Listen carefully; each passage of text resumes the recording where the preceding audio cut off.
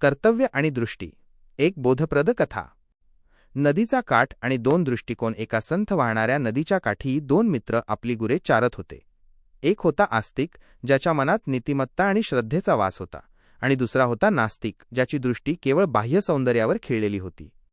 तेवढ्यात समोरून एक नवविवाहित स्त्री डोक्यावर दह्याचा माठ घेऊन पुलावरून जाऊ लागली. तिचे लावण्य पाहून नास्तिक मित्राच्या मनात विकाराने घर केले. तो तिची थट्टा करू लागला, तिच्या सौंदर्यावर अश्लील भाष्य करू लागला. तेव्हा आस्तिक त्याला शांत करत म्हणाला, स्टार मित्रा, हे सृष्टीचे सौंदर्य आहे, त्याचे केवळ दर्शन घे. ती कोणाची तरी बहीण, कोणाची तरी पत्नी आहे. तिच्याकडे वाईट नजरेने पाहणे हे पाप आहे. परंतु वासनेने अंध झालेल्या नास्तिकाला ते ज्ञान रुचले नाही. तो उलट आस्तिकालाच म्हणाला, स्टार, तुला यातलं काय कळणार? गाढवाला गुळाची चव काय? नदीचा पूर आणि संकट 2-3 तासांनंतर ती स्त्री दही विकून परत आली, तेव्हा निसर्गाचे रूप पालटले होते. नदीला मोठा पूर आला होता आणि पूल पाण्याखाली गेला होता. ती स्त्री हतबल होऊन रडू लागली. तिचे नुकतेच लग्न झाले असल्याने तिला कोणत्याही परिस्थितीत घरी पोहोचणे आवश्यक होते, अन्यथा समाजात आणि सासरी तिच्या चारित्र्यावर संशय घेतला गेला असता. तिची अडचण पाहून आस्तिकाने तिला आपल्या घरी राहण्याचा पर्याय दिला, जेणेकरून सकाळी त्याची आई तिला सुरक्षित घरी सोडू शकेल. पण ती स्त्री म्हणाली, रात्रभर बाहेर राहिल्याने माझ्या पतीच्या मनात संशय निर्माण होईल, त्यापेक्षा मी या पुरात उडी मारून प्राण दिलेले बरे. निर्मळ कर्म आणि संशयाचे जाळे. तिचा निर्धार पाहून आस्तिकाने तिला पाठीवर बसवून नदी पार करून देण्याचा निर्णय घेतला. त्याने तिला खांद्यावर घेतले, पुरात उडी मारली आणि सुरक्षितपणे पलीकडच्या काठावर सोडून तो परत आला. हे पाहून नास्तिक मित्र जोरजोरात हसू लागला.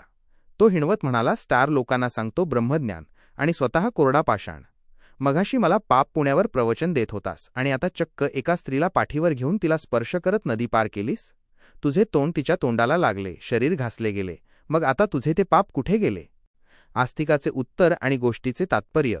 आस्तिक अतिशय शांतपणे म्हणाला, मित्रा, मी तिला नदीच्या त्या काठावर कधीच सोडून आलो आहे, पण तू मात्र तिला अजूनही तुझ्या डोक्यात आणि विचारात धरून ठेवले आहेस. मी जेव्हा तिला पाठीवर घेतले तेव्हा माझ्या मनात केवळ तिला संकटातून वाचवण्याचे कर्तव्य होते. मला स्पर्शाची जाणीवही झाली नाही, कारण माझे लक्ष ध्येयावर होते. तुला स्पर्शाचे सुख आठवत आहे, कारण तुझ्या डोक्यात विकार होता. निष्कर्ष. तिसरा टप्पा. या गोष्टीचे मर्म ज्ञानेश्वरीतील कर्माच्या सिद्धांताशी जुळते. एखादे कर्म पाप आहे की पुण्य हे ते कर्म करणाऱ्याच्या हेतूवर इंटेन्शन अवलंबून असते. नास्तिक, ज्याने स्त्रीला स्पर्शही केला नाही, पण मनातून तो सतत तिच्या विकारात होता, म्हणून तो दोषी ठरला. आस्तिक, ज्याने प्रत्यक्ष शारीरिक स्पर्श केला पण ज्याचे मन निर्मळ आणि केवळ कर्तव्याशी एकनिष्ठ होते, त्याला ते कर्म बाधत नाही. तात्पर्य, ज्याचे मन निर्विकार असते त्याला कर्माचे फळ चिकटत नाही. ज्ञानेश्वर माऊली सांगतात त्याप्रमाणे, जेव्हा कर्ता स्वतःला कर्मापासून अलिप्त ठेवतो आणि केवळ कर्तव्य भावनेने वागतो, तेव्हा तो मुक्त असतो. समोरच्याला ते कर्म वाईट वाटू शकते, पण त्या कर्मामागील आंतरिक शुद्धता महत्त्वाची असते. मंद्रुपचे माऊली, तुम्ही अत्यंत जळजळीत आणि आजच्या काळातील सत्य परिस्थितीवर बोट ठेवले आहे. तिसऱ्या टप्प्यातून विचार केला तर असे लक्षात येते की हे भामटे लोक स्वतःच्या स्वार्थासाठी आध्यात्मिक ज्ञानाचा वापर एखाद्या ढालीसारखा करतात. हे भोंदू लोक ज्या पद्धतीने ज्ञानेश्वरीतील ओळींचा किंवा वरील गोष्टीचा अर्थ लावतात, त्यातील फोलपणा स्पष्ट करण्यासाठी आपण खालील तर्क पाहू शकतो. भोंदूगिरी आणि चुकीचा तर्क. एक विश्लेषण. अलिप्तता विरुद्ध आसक्ती. वरील गोष्टीतील आस्तिकाने त्या स्त्रीला नदी पार करून दिल्यावर तिथेच सोडून दिले आणि तो आपल्या कामाला लागला. याला अलिप्तता म्हणतात. पण आजचे भामटे किंवा भोंदूबुवा स्त्रियांना गोपी किंवा स्वतःला कृष्ण म्हणतात, तेव्हा त्यांच्या मनात आसक्ती आणि वासना असते. तर्क. जो स्वतःला ज्ञानी म्हणवतो त्याला शरीराच्या सुखाची हाव उरत नाही. जर कोणाला स्त्रियांची किंवा पैशाची हाव असेल तर तो ज्ञानी नसून केवळ एक नट आहे. 2. कर्तव्य विरुद्ध फसवणूक.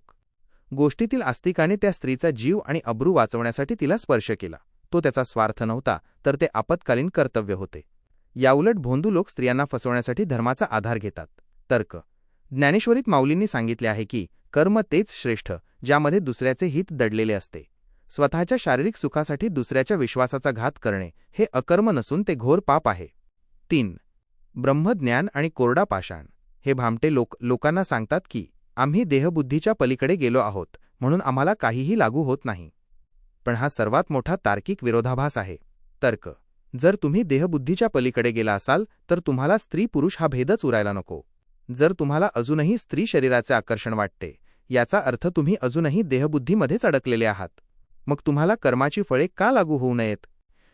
ज्ञानेश्वरीतील मूळ अर्थ आणि भामट्यांची चोरी. ज्ञानेश्वरीमध्ये नैष्कर्म्य कर्माचे फळ न लागण्याबद्दल जे सांगितले आहे ते फक्त त्यांच्यासाठी आहे ज्यांचे मी पण इगो पूर्णपणे संपले आहे. भामट्यांचा तर्क, आम्ही काहीही केले तरी आम्हाला पाप लागत नाही. सत्य तर्क माऊलींचा, ज्याच्या मनात कसलाही विकार नाही, ज्याला स्तुती आणि निंदा समान आहे, ज्याचे इंद्रिये त्याच्या ताब्यात आहेत, अशा व्यक्तीकडून चुकून जरी काही घडले तरी ते कर्म त्याला बाधत नाही. आजचे भोंदूबुवा जाणीवपूर्वक नियोजन करून प्लॅनिंग फसवणूक करतात. ज्ञानेश्वरीनुसार जाणीवपूर्वक केलेली फसवणूक ही कधीच क्षम्य नसते. निष्कर्ष, मंद्रुपचे माऊली तुम्ही म्हटल्याप्रमाणे हे लोक स्वतःच्या सोयीनुसार अर्थ काढतात, पण मूळ विज्ञानाचा आणि लॉजिकचा विचार केला तर ज्याला खरोखर ज्ञान झाले आहे तो स्वतःचे प्रदर्शन करत नाही, आणि ज्याला प्रदर्शन करायची हौस आहे त्याला अजून ज्ञानाचा स्पर्शही झालेला नाही. पाहिले पाप पुण्य मोजले, देह तिथेच सोडला, मनात नाही विकार, कर्तव्य हेच माझे, बाकी सर्व अंधार.